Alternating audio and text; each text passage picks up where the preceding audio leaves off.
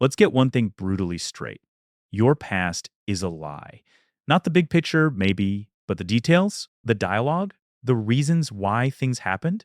Your brain is constantly, secretly rewriting all of it. You are not the reliable narrator of your own life story. You're a biased editor with a terrible filing system and a motivation to make yourself look good.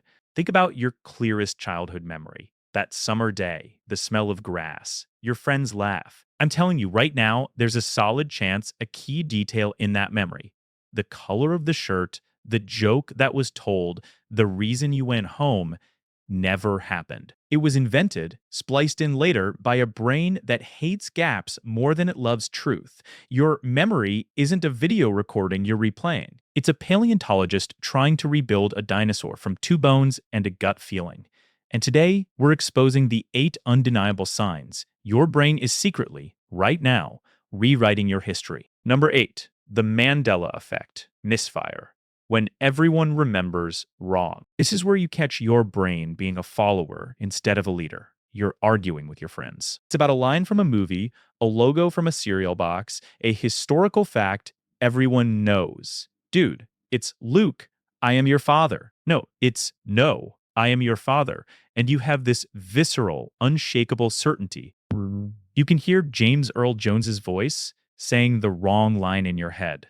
Here's what's happening. Your brain isn't a historian keeping pristine records. It's a gossip at a massive global party. It hears a story whispered enough times online, with friends, in pop culture, and that story gets folded into your own mental scrapbook. The scientific term is semantic memory contamination. Your specific episodic memory of the actual event gets fuzzy, and it's replaced by the abstract, shared story. The source file gets corrupted by the collective PDF everyone's passing around.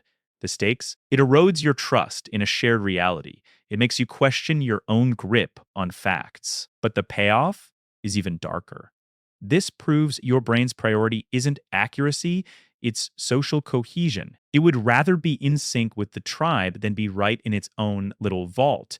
Your brain would rather be popular than be correct. Number 7, the emotional paintbrush, feelings coloring the past. Picture this. You're remembering a family holiday from when you were 12. The feeling is crystal clear, a warm, golden haze of joy and safety. Or maybe it's a knot of anxiety, that stomach-dropping dread before a school play.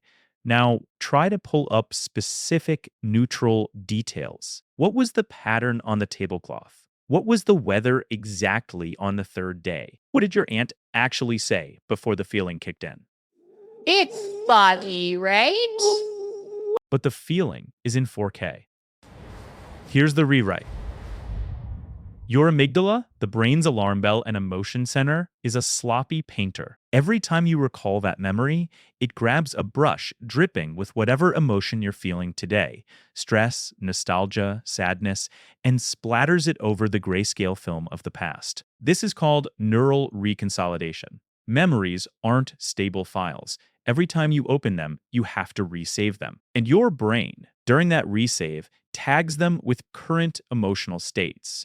The stakes are huge. You literally create a past that justifies your present mood. Happy now? Your past gets a nostalgic glow up. Depressed now? Your past becomes a tragedy you always saw coming. It's a feedback loop of emotional forgery.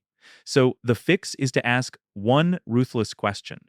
Am I remembering the event, or am I remembering the feeling of the event? Your brain's motto is, the story was fine, but let me add some dramatic thematic lighting. Number 6, the convenience store narrative, filling in the plot holes. You're telling a story at a bar.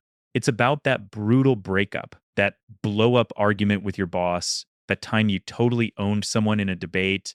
The story is smooth, it flows, it makes perfect, logical sense. You were reasonable, they were irrational. You saw it coming, they were blind. Of course it happened that way. Congratulations, you've just been sold a lie by your own internal public relations firm. Your brain hates narrative gaps more than nature hates a vacuum when there's a missing piece in the sequence. Why did she say that? What did I do right before he yelled? Your prefrontal cortex, the logic and storytelling center, panics. It can't have a plot hole in the movie of you. So It does what any bad writer does. It invents a plausible bridge. This is confabulation, not lying because you believe it. It's your brain filling potholes in your memory road with cheap asphalt made from your current beliefs and biases. The stakes? You become the heroic, sanitized protagonist of your own life.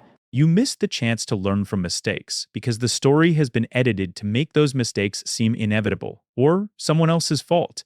You look back on chaos and see a straight line you never actually walked. The takeaway is to hunt for the jumps in your own stories, the places you gloss over, the motives you assume.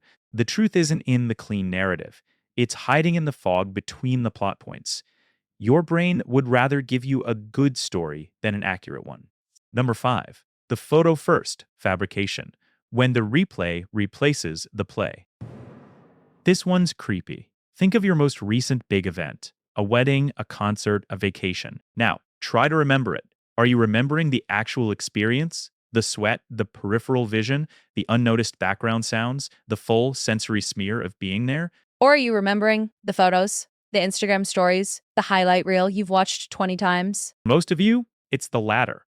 And that's your brain committing a quiet act of replacement. Here's the metaphor: the photo or video becomes a psychic parasite. It latches onto the memory node in your brain. And every time you look at it, this vivid, external, curated copy gets reinforced. Slowly, over time, that parasite eats the original, fuzzy, sensory rich memory data. It replaces the lived experience with the digital artifact. The science is called reconsolidation interference. The dominant, repeated source, the media, overwrites the weaker, one time source, the actual event. The stakes are a profound loss. You trade the authentic, messy, embodied memory for a clean, composed, two-dimensional thumbnail. Your past becomes a director's cut, where you're just an audience member. So the fix is brutally simple, and you'll hate it. Put the phone down. Be present. Let the memory form from life, not from a screen. You're not remembering the event. You're remembering the thumbnail. Number 4, the trauma time freeze, the fossilized flashbulb. We shift tone here because this isn't funny. It's a mechanical flaw with serious consequences. You have a memory of a traumatic or highly stressful moment, a car accident, a medical scare, a moment of profound humiliation. And the memory isn't a story. It's a fossil. It's a single, horrifying frame etched in unbearable detail. The pattern of the linoleum floor, the smell of antiseptic, the exact tone of a voice saying one terrible phrase. But everything before and after that frame? A blank, foggy nothing. This isn't a sign of a strong memory. It's a sign of a memory that broke the system. Here's what happened. In that moment of high stress, a flood of cortisol, the stress chemical, acts like acid. It hits your brain and does 2 things. First, it supercharges your amygdala, etching that one threatening detail into the brain's stone with laser focus. Second, it suppresses your hippocampus, the part that files memories in order and with context. So the what gets preserved in brutal detail, but the when, the before, and the after get washed away. The stakes are that you're left with a disconnected, haunting shard. It feels more real than other memories because of the emotional charge, but it's also less complete, less integrated into your life story. It's a fossil, not a chapter. Remember, this is a protective, if catastrophically flawed, mechanism. The intensity is not a sign of perfect accuracy, but of perfect survival salience. Your brain doesn't remember what happened. It remembers what it needed to survive. Number 3, the suggestion sponge. The brain's false confession. Your brain is a pushover, a real people pleaser. Let me prove it. A friend says, "Remember how freezing it was that night we camped by the lake?" You recall the campfire, the stars, your friend being there. But the freezing part is vague. Yet, not wanting to be wrong or to disrupt the social flow, your brain goes, "Ah, yeah, totally." And by the end of the conversation, you have a brand new, vivid little sensory detail. The feeling of the cold air on your cheeks that never actually existed. Your brain just confessed to a crime it didn't commit. The metaphor here is hypnotism. The leading question is a post-hypnotic suggestion. Your brain, eager to be a good subject and to maintain social harmony, happily crafts a little diorama, a fake memory, to please the hypnotist. The science is social suggestion and memory implantation. Your brain prioritizes narrative plausibility and social bonding over forensic solitary accuracy. The stakes are that you are disturbingly influenceable. Your past can be subtly, unintentionally shaped by a therapist's question, a partner's recurring story, a parent's version of events. You can absorb someone else's nostalgia, or even their trauma, as your own. The defense is awareness. Be wary of remember when questions that come with a built-in detail. Anchor your recall in your own senses first. Your brain is so eager to be a good conversationalist, it will happily invent guests for the party. Number 2, the proficiency paradox. Mastery erases the journey. You can drive a car. You can type without looking. You're an expert at your job. Now, try to remember the first time you did any of those things. The first time you merged onto a highway, heart pounding. The first time you typed a sentence, hunting for each letter. First bewildering day at your current job. It's almost impossible, right? The early, clumsy learning steps are just gone. This isn't a memory failure. It's a ruthless efficiency purge. Here's the ugly metaphor: synaptic pruning. Your brain is a corporate efficiency expert brought in to streamline you, Inc. It looks at that detailed 1,000-page instruction manual titled How to Drive and says, this is bloated. It turns it into a one-page cheat sheet. Then it turns that into a single big red button that says Drive. And then it shreds the original manual to save space. The science is the shift from explicit hippocampal memory, here are the 12 steps to change a gear, to implicit, procedural memory in the basal ganglia, the unconscious just do it. The original learning context is discarded as dead weight. The stakes, you lose touch with your beginner's mind. It makes you a worse teacher, a less empathetic coach, and it makes you forget your own capacity for growth. You look at someone struggling and think it's easy because you've burned the evidence that it was ever hard for you. The fix is to force yourself to teach the basics. It's the only way to reprint that shredded manual. Your brain is so focused on making you look smooth now, it burns the evidence you were ever clumsy. Number 1, the identity retrofit, rewriting history to fit your character. This is the master rewrite, the grand ongoing edit that defines your entire life story. You look back on your past beliefs, your old tastes, your teenage reactions, and you remember them as being basically in line with who you are today. I was always a pretty open-minded person.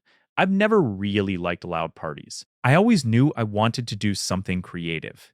No, you didn't. You're remembering it that way because your present self is a museum curator in charge of the museum of you. And a good curator needs a consistent theme. So they quietly go back into the archives to the old exhibits of your past selves, and they change the placards. They reinterpret the artifacts. That phase where you were deeply conservative gets labeled an early experiment in structure. That time you loved trashy pop music becomes an irony-based appreciation. This is autobiographical memory distortion at its peak. Your brain constantly, silently updates the past to maintain a stable, coherent sense of self, a consistent character in your life's novel. The stakes are the biggest of all. You lose the truth of your own evolution. You forget that you changed, which makes you rigid, incapable of seeing future change in yourself. The empowering takeaway is this: your past is not a fixed record. It's a story you are telling yourself. And with awareness, you gain the power and the responsibility to edit that story wisely, not just conveniently. You are not remembering your past. You are building your origin story. So, let's recap the brutal truth. Your brain is not an archive. It's not a historian. It's a creative, sometimes brilliant, often sloppy, and always motivated storyteller. It values coherence over accuracy, social harmony over solitary truth, efficiency over fidelity, and a good protagonist arc over a factual documentary. Every memory you have is a reconstruction, not a replay. And the moment you realize that, the moment you start to doubt the absolute truth of your own past, is the moment you become a smarter consumer of your own mind. You stop being gaslit by your own biography. If your brain's been secretly ghostwriting your history, maybe it's time for a second opinion. Smash that like button if you caught your mind in at least one lie today. Share this with someone who needs to question their own inner narrator. And subscribe to Clever Guy Decoded, because here we don't just tell you how you work, we tell you how you really work without the fairy tale edits. See you in the next one.